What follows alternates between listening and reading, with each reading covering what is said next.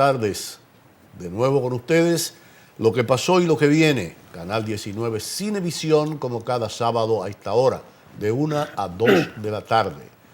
Buenas tardes, licenciado Arias. Señor García, buenas tardes. Amigos televidentes, siempre dándole las gracias por compartir con nosotros esta hora de trabajo, comentando los hechos que son parte del pasado, pero que tienen incidencia tanto en el presente y lo que podrá suceder de nuevo en este país. Así mismo es, así mismo es.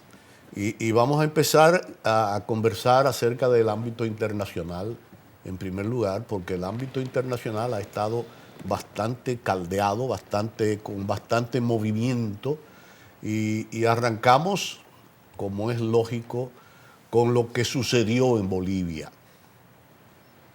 Y vamos a hacer un recuento breve de lo que pasó en Bolivia desde que la OEA, inclusive a pedido del mismo Evo, con el apoyo de Evo Morales, fue a hacer ese escrutinio y entonces determinó un algoritmo que falló en los cómputos durante las elecciones de Bolivia. Entonces la Organización de Estados Americanos, OEA, informó sobre esa auditoría y entonces se colijo que hubo una alteración de los resultados de las elecciones. Se habló de un fallo de un algoritmo de cálculo. Prácticamente después de una interrupción que supuestamente fue dirigida o redirigido con el algoritmo, los resultados a un servidor X, que le pusieron un número por ahí, 8020 creo que se llama, que no pertenecía a los previstos para el proceso electoral. Bueno, en vista de eso, Evo Morales anunció rápidamente ese mismo domingo nuevas elecciones tras ese informe de la OEA.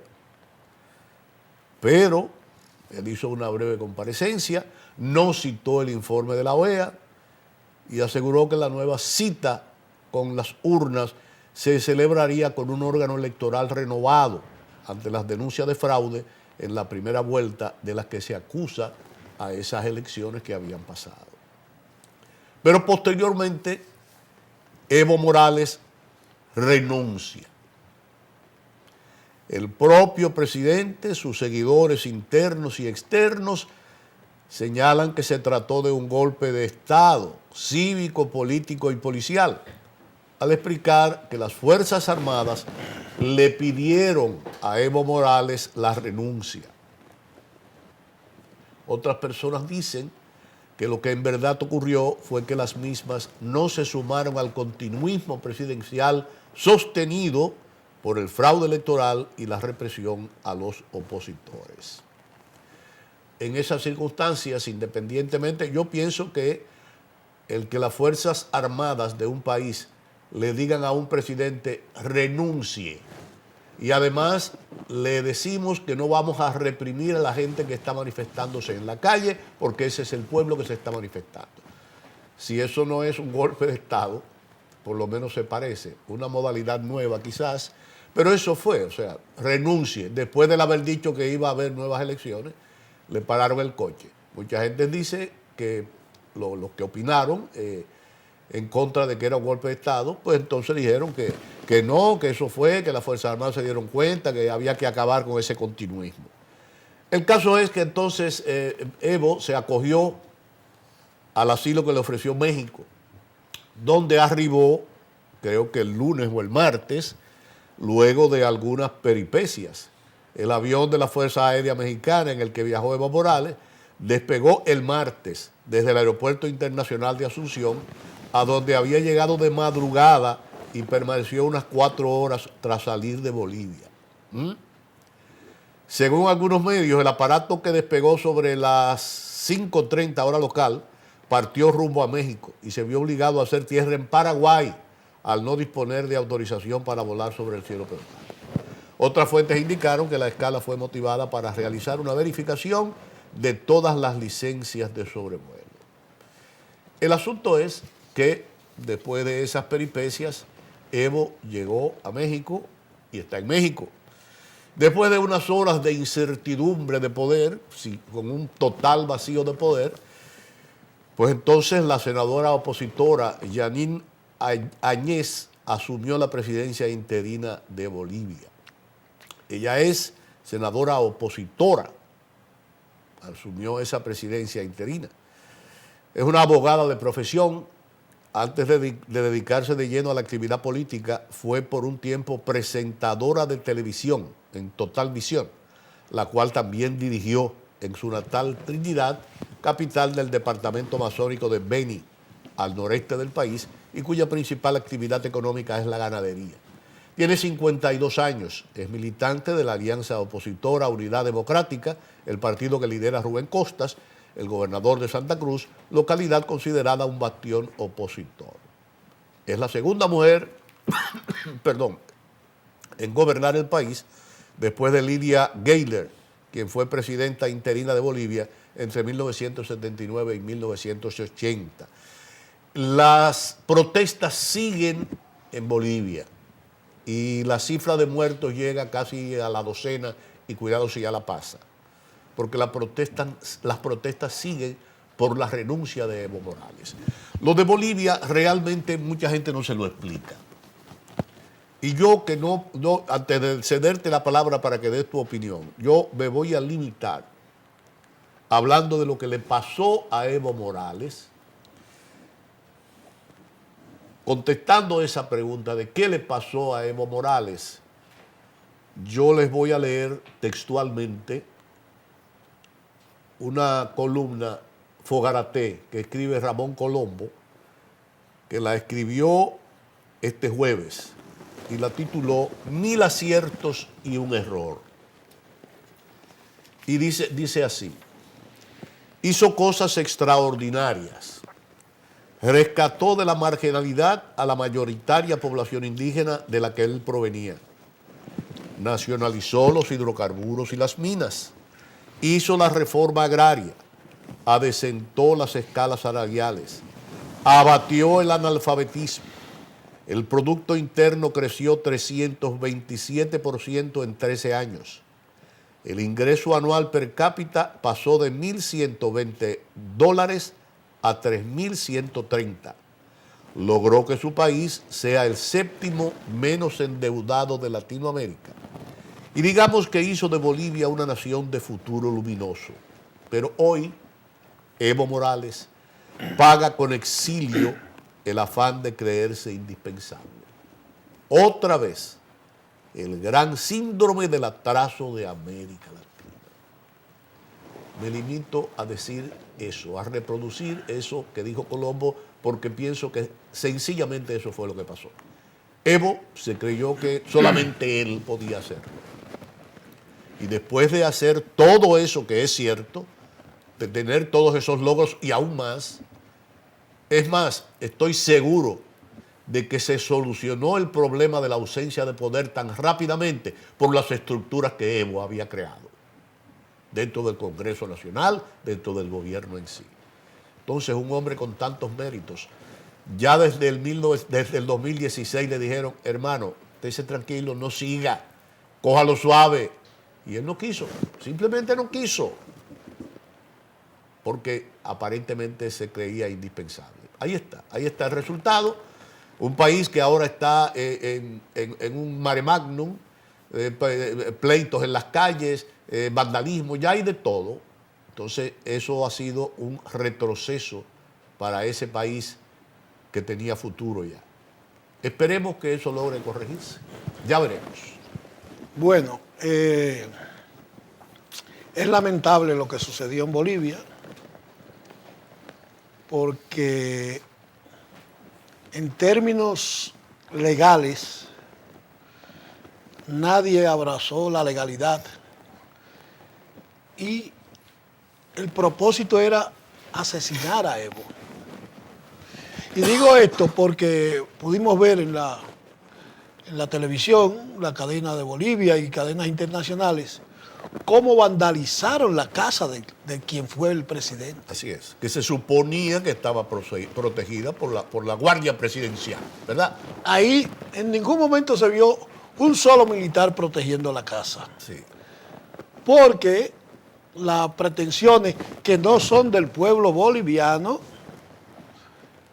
era que había que impedir que ese hombre, junto con un equipo de trabajo que tenía, se mantuviera en el poder argumentando que ya estaba bueno. Ustedes pueden estar de acuerdo en que él insistió, persistió, pero lo que no podemos aceptar es que ese gobierno no era ilegítimo. Indudablemente, ¿no? Eso fue un gobierno elegido por el pueblo boliviano. Así es. Y no había terminado su mandato. Independientemente de que la OEA, una organización desacreditada, cuando quiere, se entromete y sale como con una varita mágica. Pero cuando no, viene y legaliza, como fue la invasión del 65 en el país.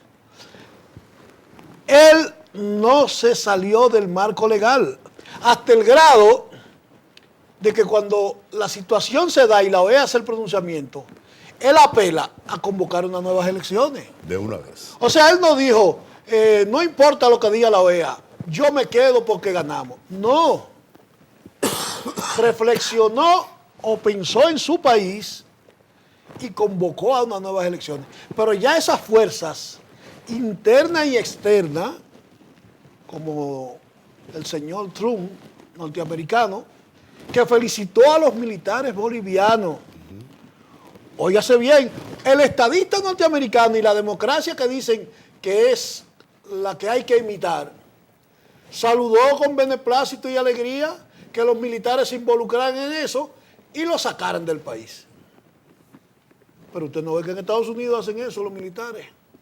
Y lo sacan, por ejemplo, a él, o a Washington, o a Lincoln. No, porque la democracia norteamericana está sustentada en otros principios y valores que ellos la explotan hacia afuera, pero hacia lo interno no se dan ese tipo de conflictos. Porque, como lo he dicho en otras ocasiones, yo particularmente no creo en democracia en América, porque eso no existe. Y este es el mejor ejemplo.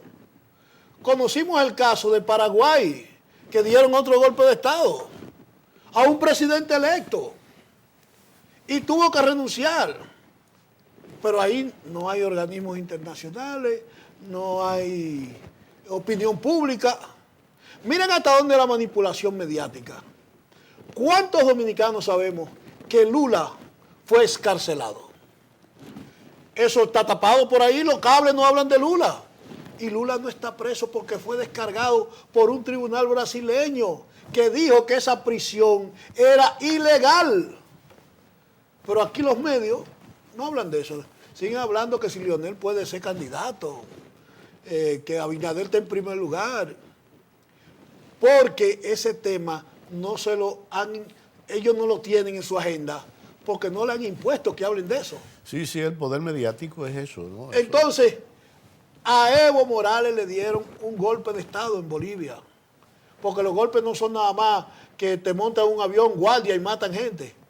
Ahora la situación de Bolivia va a ser peor, porque el pueblo boliviano que apoyó a Evo está en las calles demandando que Evo vuelva.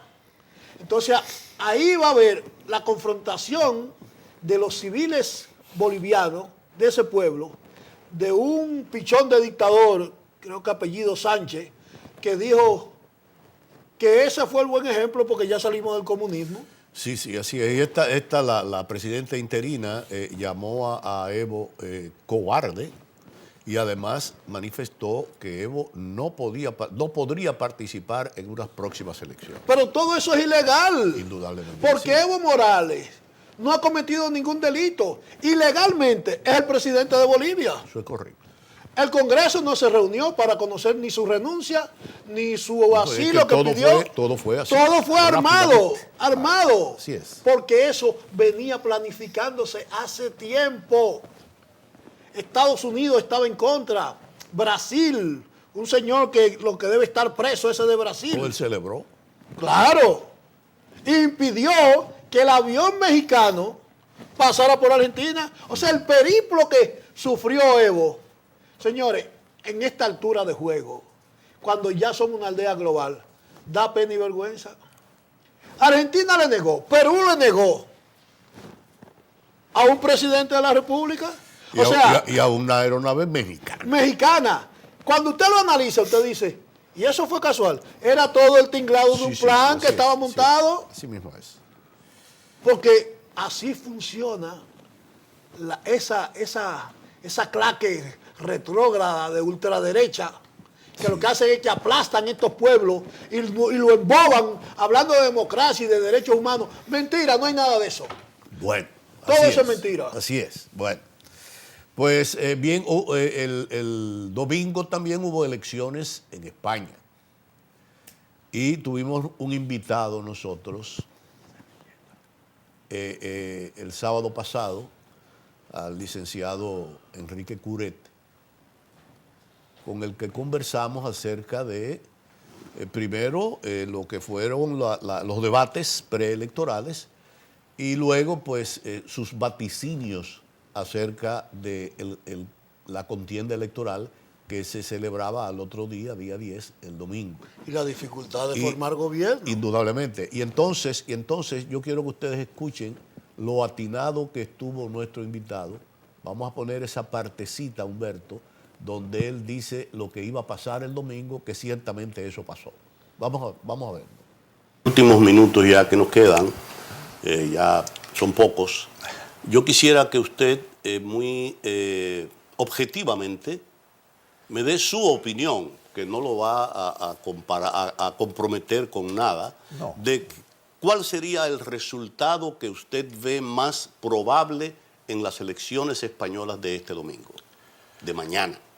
Bueno, o sea, si vamos a los números fríos, realmente el más votado deberá de ser Pedro Sánchez, porque es algo que los partidos socialistas arrastran, tienen como unos votantes cautivos y les cuesta mucho abrir los ojos y darse cuenta de las situaciones. Entonces, indiscutiblemente el más votado sea Pedro Sánchez. Ya. Sin pucheros. Sin pucheros, seguro que sí. Ya. Después estaría Casado. Luego cogeríamos nuestro espacio en tercer lugar. Abascal estaría en tercer lugar. Y ya habría ahí un forcejeo entre Ciudadanos y Unidas Podemos, que pueden quedar indistintamente cuarto o quinto. Y ya detrás pues viene toda esa recua de partidos independentistas. El resultado final, pues que te digo, teniendo todo como tenía Pedro Sánchez, en este tiempo no fue capaz de formar un gobierno, pues yo prefiero pensar que tampoco va a poderlo hacer ahora. Lo que nos da una puerta a que Casado... Muy bien. Fíjate qué acertado estuvo el licenciado Curet, de lo cual nos alegramos. Fue una grata satisfacción cuando vimos nosotros los resultados y comparamos con lo que él dijo. Y fíjate que lo habló de todo, habló de lo que está sucediendo en España. Porque ¿qué sucedió? Efectivamente ganó el PSOE, ganó el Partido Socialista, ganó Pedro Sánchez este domingo en esas elecciones celebradas en España. Por cierto, las cuartas en 4 años. Sí, o sea, es increíble. Es que se han dado dificultades para formar así gobierno. Es, con 122 escaños y el 28,34% de los votos. Entonces, la segunda posición, tal como lo dijo Curet, fue para el Partido Popular, con 85 escaños y el 20,73% de los votos escrutados, de un total de 350 diputados que conforman el Congreso Español. Y el derechista Vox asciende al tercer puesto con 53 legisladores y el 15,11% de los votos escrutados. Pedro Sánchez repite triunfo, pero pierde 3 escaños. Bien. Ganó los comicios, pero tampoco logró la mayoría para gobernar. Hay que explicar eso. García. Exacto. Porque aquí elegimos un presidente de la República. Sí. En los regímenes parlamentarios, que sucede casi creo que en toda Europa, usted obtiene el poder en la medida que usted gana el Parlamento. Exacto, los escaños. Cuando tenga la mayoría. Y entonces, esa minoría o le hace la oposición o llega a acuerdo con usted y forman gobierno, que ha sido la situación que ha transcurrido en España ya hace un tiempo, que no han podido porque cada quien está en un extremo, no cede y entonces no pueden formar gobierno. Pero lo probable, que yo disiento en la última parte del entrevistado, es que él dice que duda que puedan formar gobierno. ¿No? Ya se están acercando, porque ya España tiene la experiencia de que el país estaba paralizado. Y España no se puede dar el lujo de paralizarse como país porque no haya un encuentro entre las fuerzas políticas. Así mismo es. Y van a lograr formar gobierno. Bueno, el asunto es que la situación es la que es esa, se está en eso. Sí. Otra de las cosas en que acertó nuestro invitado de la semana pasada, el licenciado Curet, fue que Albert Rivera, el líder de Ciudadanos, él dijo que Albert ya iba a desaparecer y precisamente ese lunes él presentó la dimisión y además anunció que abandonaba totalmente la política y la vida pública. Igualito que aquí. Igualito. No, porque ahí hay instituciones. Entonces, el asunto, lo que está pasando es lo siguiente. Luego de todas estas cosas que sucedieron, ya el mismo lunes creo que fue, Sánchez e Iglesias, o sea, PSOE y Unidas Podemos, anunciaron un pacto para conformar gobierno. Pero a esto le salió al frente Santiago Abascal.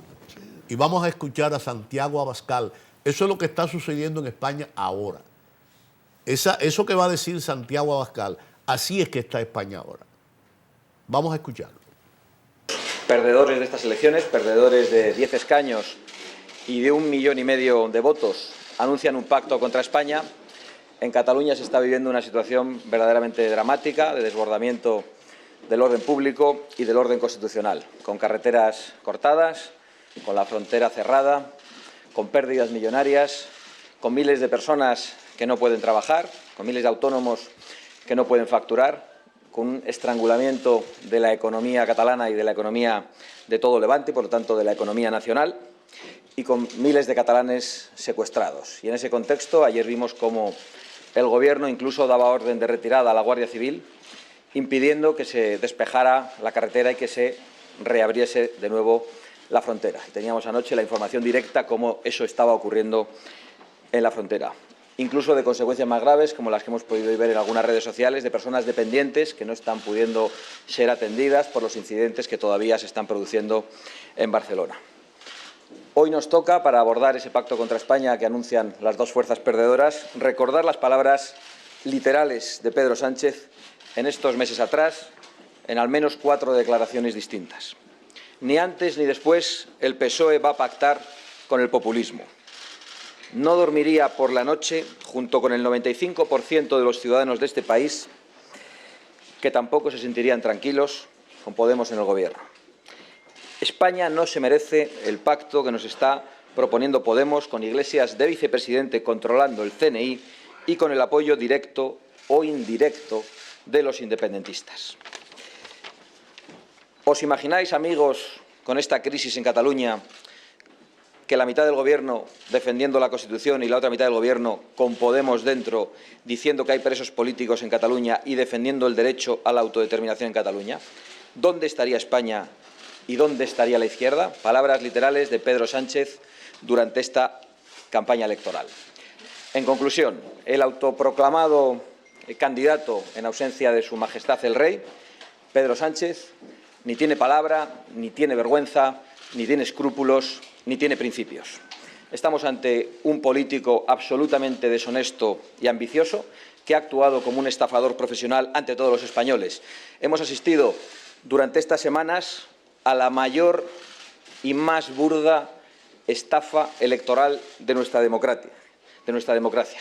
Se nos dijo que no pactaría con Podemos, que no pactaría con los separatistas, y es exactamente lo que el Gobierno ha anunciado 2 días después de las elecciones. Es decir, estamos ante algo muy parecido, ante un fraude electoral. Y nosotros pensamos que si el señor Sánchez tuviese la mínima dignidad, lo primero que tendría que hacer es presentar su dimisión y abandonar la vida política.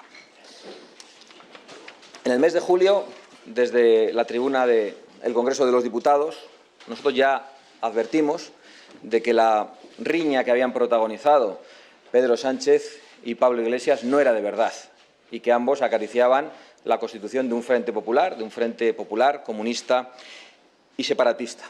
Nos dijeron que no era así y nos llevaron a unas elecciones donde, insisto, se ha cometido un verdadero fraude electoral engañando a los electores, muy especialmente a los del Partido Socialista. Se ha protagonizado una gigantesca operación de disimulo y se ha hecho que los españoles tengan que pagar una nueva campaña electoral, de la que, por cierto, insisto, estos 2 partidos han salido perdedores. Quiero decirles con toda solemnidad lo que para nosotros representa el pacto con Podemos, el pacto del Partido Socialista con Podemos y, por lo tanto, con el permiso de los separatistas, de lo que representa para España.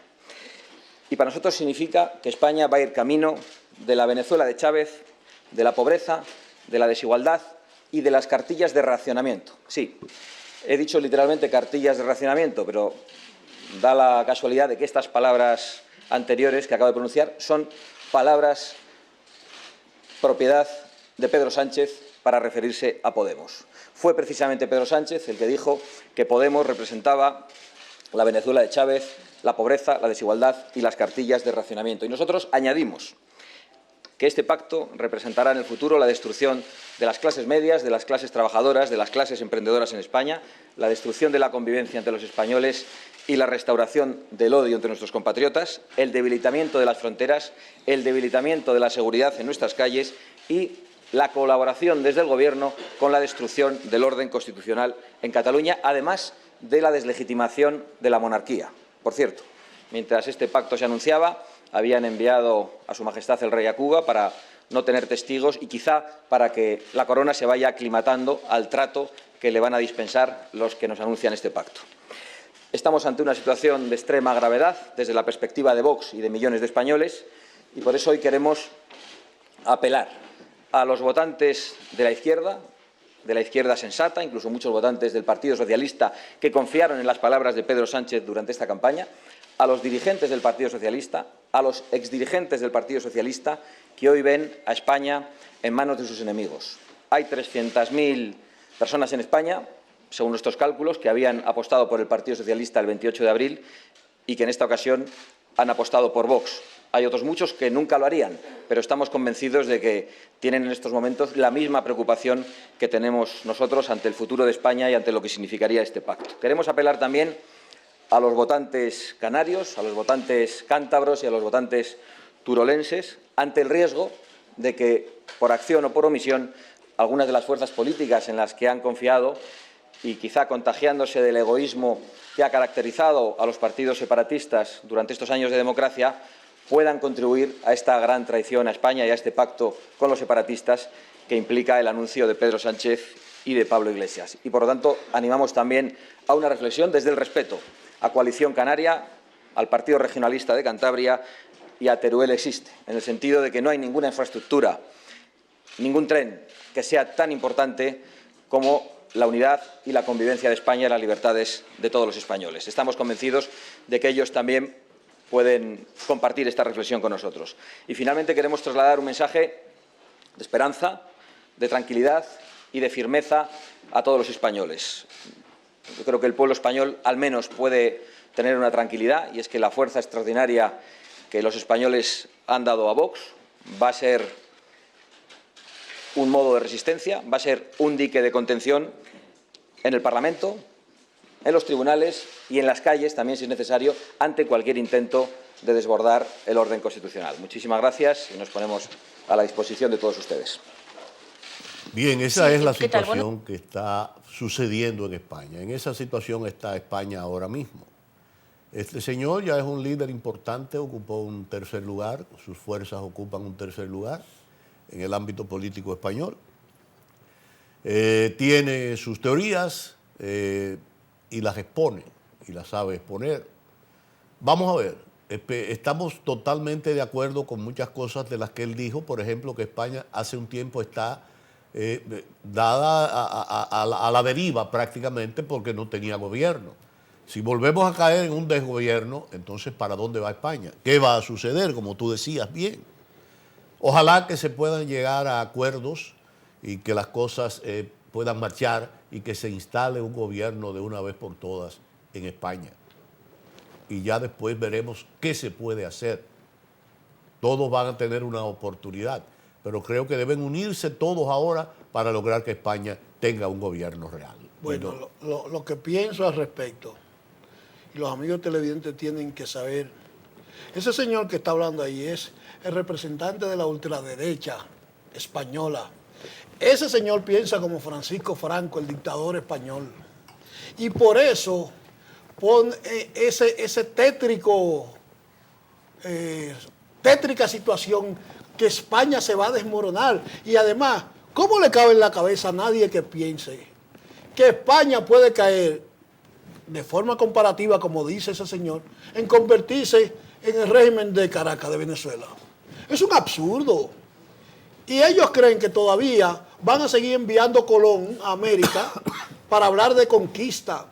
España tiene una situación delicada porque no logran formar gobierno, porque ese que está hablando ahí encabeza un nuevo partido en España, el llamado partido Vox. Pero ¿quiénes son ellos? La ultraderecha, que siempre ha estado ahí, en otros partidos, con otros movimientos, y han participado en las elecciones y siempre han pronosticado que España se va a ir por una barranca, como diríamos aquí. El nuevo gobierno español está compelido, obligado a buscar fórmulas de alianzas, no importa si derecha, si izquierda radical, si izquierda liberal, porque España no puede seguir dándose el lujo de vivir como si fuera Haití, en un caos. España no es una isla como somos República Dominicana y la otra parte de Haití. España, cuando el referente para nosotros es que Europa comienza ahí y continúa, Francia, Holanda, Bélgica, Luxemburgo. Por eso se llama la Unión Europea, que tampoco esos países europeos se van a aislar del caso de España. Y ustedes tienen el ejemplo de la política que está sucediendo en Inglaterra con el Brexit, que ellos quieren salirse de la comunidad europea. Pero que esa situación, si sale Inglaterra, va a conmocionar a toda esa población europea. Y por eso tienen tanta dificultad y ya han renunciado 3 o 4 ministros que tampoco han podido conformar gobierno. Así es. Por lo que representa para el continente europeo. Entonces, este señor lo que está peleando su espacio de ultraderechista y metiendo cuco, que ahí van a haber funditas, racioncitas. Eso es mentira lo que ese señor está diciendo. Bueno, esa es tu opinión. Mi opinión, Claro que sí, está, claro que sí, así claro. es. Vamos a una pausa y retornamos de nuevo.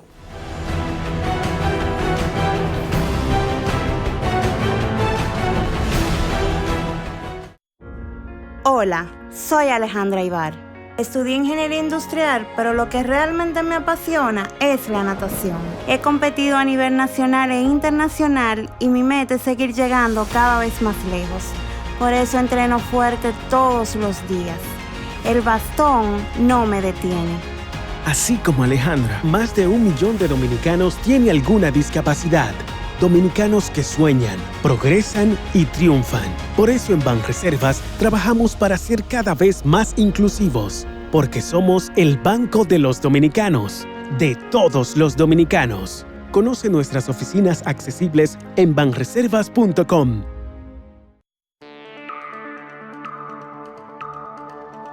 Somos la empresa de transmisión eléctrica dominicana, ETED, Por nuestras líneas van cargas eléctricas a 345, 138 y 69.000 voltios. Esto es alto voltaje.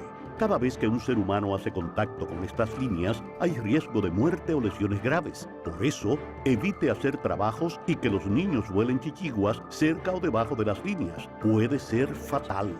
Preservemos nuestra vida. Empresa de Transmisión Eléctrica Dominicana, ETED, uniendo el país con energía.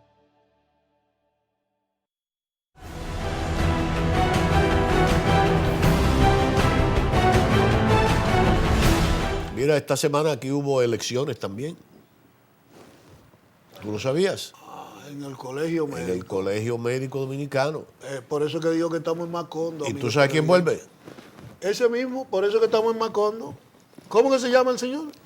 El doctor Waldo Ariel Suero, Ese que está con una chalina roja ahí. que advirtió que su gestión defenderá a los médicos de los maltratos del gobierno, de las administradoras de riesgo de salud y de cualquier otro sector. Es un anarquista. Obtuvo el 69% de los votos emitidos por los médicos de todo el país y señaló que dentro de los objetivos de trabajo al frente del Colegio Médico impulsará acciones encaminadas a la solución de las pensiones de los médicos, la atención primaria de salud. Voy a defender con uñas y dientes a los médicos, dijo ese señor, el doctor Waldo Ariel Suero. ¿Y quiénes fue que lo eligieron? Los médicos. O sea, donde vamos todos los dominicanos a que no entiendan. Bueno, yo me reí en una entrevista que le hicieron a él, creo que fue en una emisora de radio, no recuerdo. Me reí mucho por una expresión que él utilizó, ¿Qué dijo? que a él no le gustaba hacer huelga. Pero, hoy la inteligencia de los demás, doctor Suero. Pero, Dime, mira, porque entonces trató de arreglarlo y no es que me impulsan a esos extremos y no sé cuánto. Pero nadie yo creo que ha hecho más huelga que es que Ariel Suero. esa es su labor. Bueno, si esa es su labor, la amén. anarquía. Y sobre todo, por eso te pregunté que quiénes lo eligieron. No fueron los astres, no fueron los que pican caña. Señores, los médicos, para que ustedes entiendan el atraso de este país, vuelven a llevar a ese hombre a crear anarquía en los hospitales públicos, porque él nunca llama a paro a los médicos que están en las clínicas privadas. Hombre, esto es un desorden. Entonces, esa muestra refuerza mi criterio, que no quiero cansarlo, amigos televidentes. Esto es Macondo. Aquí es como un grupo de chivos que anda suelto, brincando, metiéndose en los conucos ajenos, y después se va, viene, se acuesta. Porque ¿a quién le cabe en la cabeza eso que dice García? ¿Qué dijo ese señor? Sí, que a él no le gusta realizar huelga. Pero no, así no. Así no. Este país necesita de gente seria, gente que le preocupe el país, pero no a los que quieren enriquecerse y a los que son ricos. El país que tanto claman en nombre de Dios, que por eso que son mis contradicciones, claman a Dios y con el mazo dándole a la gente que no tiene recursos económicos. Así mismo es. Mira, hablaste de Haití hace un momentito. Los haitianos se tiraron otra vez a las calles este domingo a pedir la renuncia del presidente Moise, ¿verdad? Juvenal. Da lo de siempre, barricada, quema de cosas. Miren esa fílmica, señores. Pero esa fue pacífica. Esa fue pacífica. Sí, porque salen con unos ramos y unos neumáticos. Esa fue pacífica. Y cuando queman y rompen, tú dices, se acabó esto. Sí, esa fue pacífica. Pero entonces, a lo largo de todas las rutas quemaban barricadas y no sé cuánto. A lo largo de todas las rutas. Ay, no. Bueno, la ciudadanía respondió a esa convocatoria de nuevo, masivamente. Y también se dice que el presidente de Haití mantiene reuniones para buscar una salida a la crisis. Blancos de protestas populares hace un mes y pico, 2 meses ya. Sí. Hace 2 meses. Pero él sigue siendo gobierno. Sí, anunció el jueves el inicio de una serie de reuniones con diversos sectores de la vida nacional con el fin de encontrar una solución pacífica e inclusiva a la crisis haitiana. Ojalá que lo encuentre. No, lo que pasa es que... Fíjate hasta dónde llega el déficit en Haití. En Haití no hay una fuerza armada que pueda tumbar a ese presidente, que no es lo que yo quiero. No, en Haití hay una embajada. Exactamente. La embajada del norte. Y ese es quien está protegiendo al presidente y por eso no lo derrocan ni lo hacen salir de ahí. Bueno, vamos a esperar a ver en qué para eso. También vi una noticia que quise comentar contigo y con los amables televidentes y fue la condena al exfuncionario Donny Santana a 20 años de cárcel por incesto. Él habló y dijo que no, que esa niña era señorita y que no sé cuánto.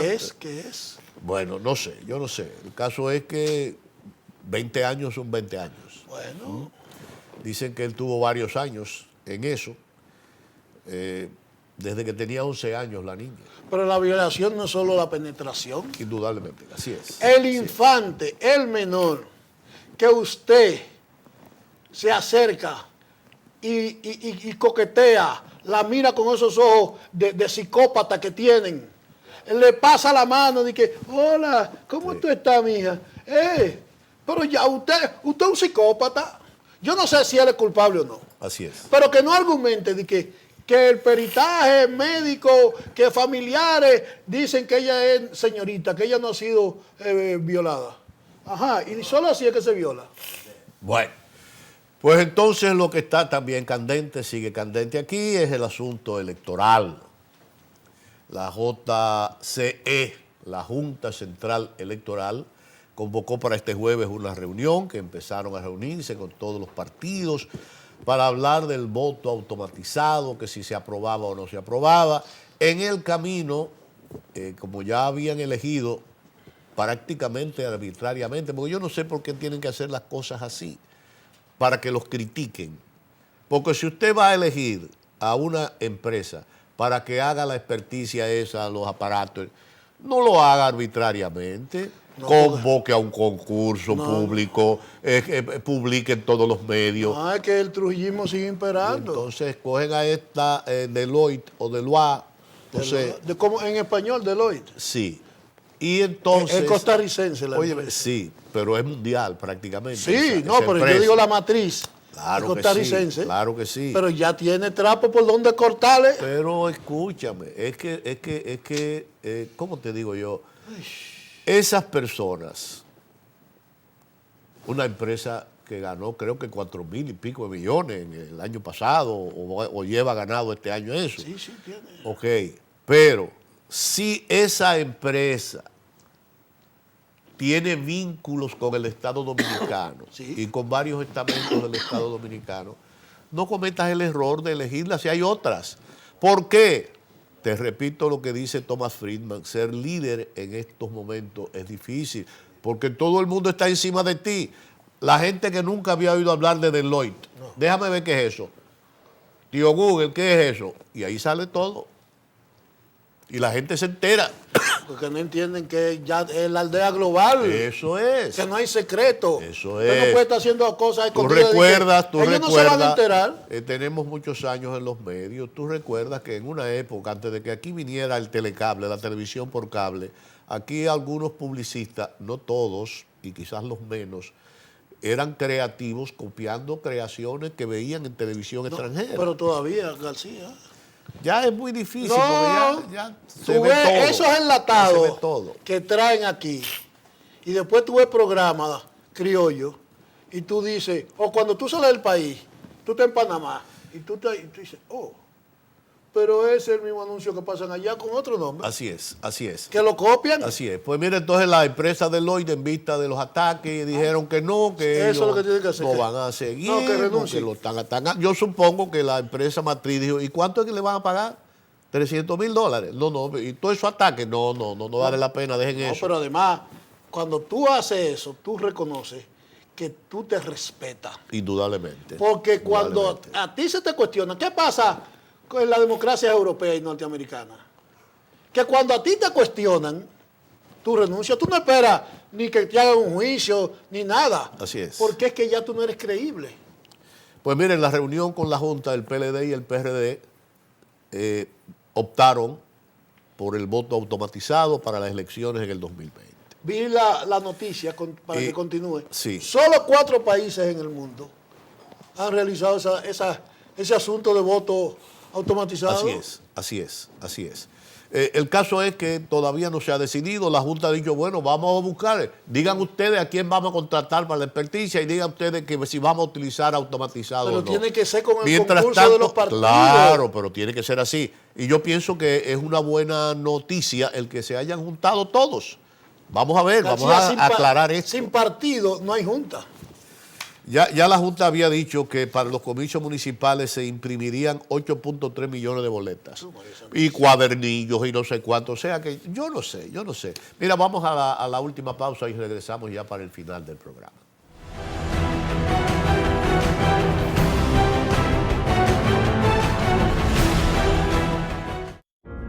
Hola, soy Alejandra Ibar. Estudié ingeniería industrial, pero lo que realmente me apasiona es la natación.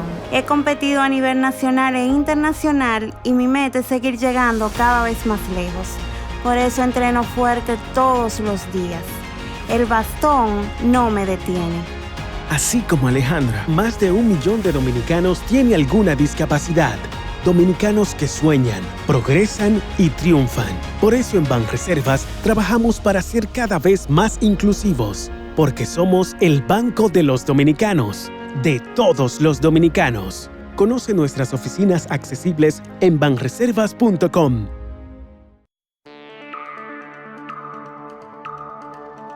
Somos la empresa de transmisión eléctrica dominicana, ETED.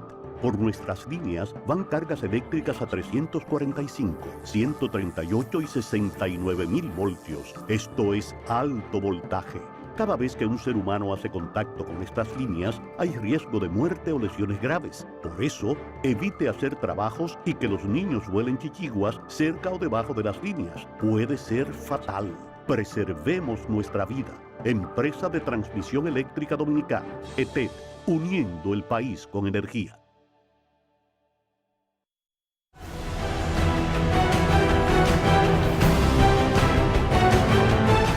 Así es. Fíjate, yo creo que lo que nos debemos poner de acuerdo es en qué es lo que vamos a hacer y hacerlo todos de acuerdo. Si es papel, boleta que queremos, todo. Bueno, la mayoría quiere boleta, pues boleta. Conteo manual. Voto automatizado y conteo manual, lo que sea, que se busque la fórmula mágica, para que las cosas salgan bien y no nos empantanemos de nuevo. Vamos a pensar en el país. Y pensando en el país, viste la crítica de los Estados Unidos. Todo el ladrón es desconfiado, por la ayuda de China para instalar equipos de vigilancia en la República Dominicana. Porque son los intereses. No, ellos están pensando en la Guerra Fría. ¿Eh? En la Guerra Fría. Están pensando en los espías.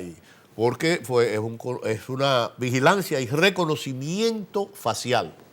Es lo que se está instalando aquí. Sí. Y eso ha sido un éxito en todas partes del mundo. No, ellos piensan que eso es para espiar a la gente y no sé cuánto. ¿Y quién lo espía a ellos? Yo no sé. Porque ellos espían al mundo entero. El caso es que China reconoció y dijo que sí, que ha cooperado con la República Dominicana. La rectora de la UAS confirmó que se habían instalado cámaras de vigilancia. Y también el gobierno reveló que está ampliando las compras de cámaras de seguridad con reconocimiento facial. Y no solamente ya a China, sino le ha comprado a otras países. Yo te voy a hacer una preguntita. Y simple y sencillamente, óyeme, eso es un éxito para la seguridad. Te voy a hacer una preguntita. ¿Y si fueran firmas norteamericanas que le estuviéramos comprando? No, entonces sí, eso estuviera bien.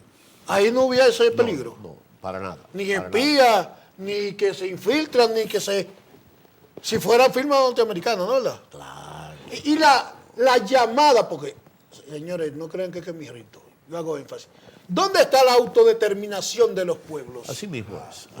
¿Dónde está que somos una isla libre e independiente? Y el gobierno, la última declaración del gobierno fue que nunca serán usadas ese tipo de cámaras, ese tipo de vigilancia para espiar a nadie. Pero que Pero cuando el tú gobierno hablas- tiene que decirlo. Pero cuando tú hablas de seguridad, no es que tú estás persiguiendo a nadie. Claro que no. Es que tú tienes que tomar medidas, pero no República Dominicana, no.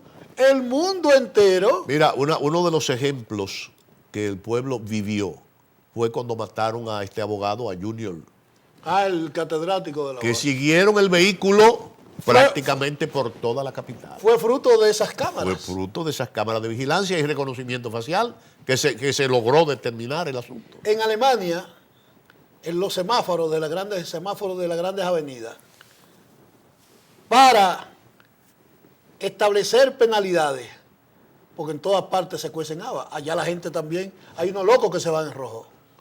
Sí, sí, claro. Y una vez, dos amigos iban, un colombiano y otro amigo extranjero.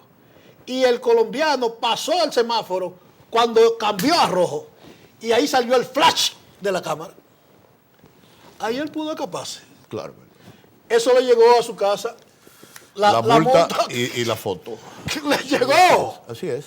Pero eso es En seguridad. Estados Unidos lo hacen también así. Pero claro. Pero es que eso es seguridad precisa. Y la gente no vive violentando eso porque sabe que es penalizado. Claro que sí. Entonces lo que creen los queridos norteamericanos, los dueños del planeta, es que todavía estamos en la política del garrote de Woodrow Wilson. No es así. Los pueblos tienen sus derechos como Norteamérica tiene todos sus derechos por velar por sus ciudadanos, proteger su territorio. Oye, ellos son claros, amigos televidentes. Cuando usted va al consulado a buscar una visa, ellos le dicen con claridad, nosotros tenemos el derecho y la potestad de dejar entrar a nuestro país a quien nosotros queremos. Claro que sí. Y eso es así, o sea, es un derecho que tienen todos los pueblos. Pero no como el patio, el zafacón, que vienen y ahí vino un general ahora y visitó al presidente Medina y sale una foto muy protocolar y que imponiéndole una medalla. Ese señor vino a eso aquí, amigos televidentes. No, esos generales, jefes de comando en el sur, en el norte, tienen su misión que cumplir. Ningún funcionario de Estado de Estados Unidos hace visita de cortesía. Una visita de cortesía, mentira. Siempre hay un mandado. Un funcionario con categoría no es que sale de que voy a ir para Punta Cana a bañarme en la playa. Así es. Son misiones que tienen. Bueno, mira, hay una buena noticia que aparentemente eso va a suceder, que van a solucionar el problema de los campesinos del Ceibo. Cancelaron al abogado del Estado por el caso ese de los Muy campesinos buena del Ceibo. medida. Y entonces, pues el padre Miguel Grullón informó que el abogado del Estado con asiento en el Ceibo, José Antonio Polanco, fue cancelado para garantizar la seguridad de los campesinos que temen regresar a su tierra natal. Pero ¿cómo tú le viviendo? están asegurando a estos campesinos que la policía y el ejército los va a proteger. Los protegió en una marcha que hicieron a la estatua Fray Antón de Montesinos, lo volvió a llevar a la casa donde estaba. O sea, parece ser que ya hay un arreglo pendiente. En que forma ojalá breve, suceda. en forma breve. Amigos televidentes, pueblo dominicano, eso es una muestra de que de la unidad sale la fuerza. Así es. Cuando usted se une, sin quemar, sin romper, sin violentar, solo defendiendo sus derechos, el objetivo se logra. Así mismo es. Bueno, nada será hasta el próximo sábado que nos juntaremos de nuevo en este canal 19 Cinevisión, lo que pasó y lo que viene. Hasta entonces y buenas tardes.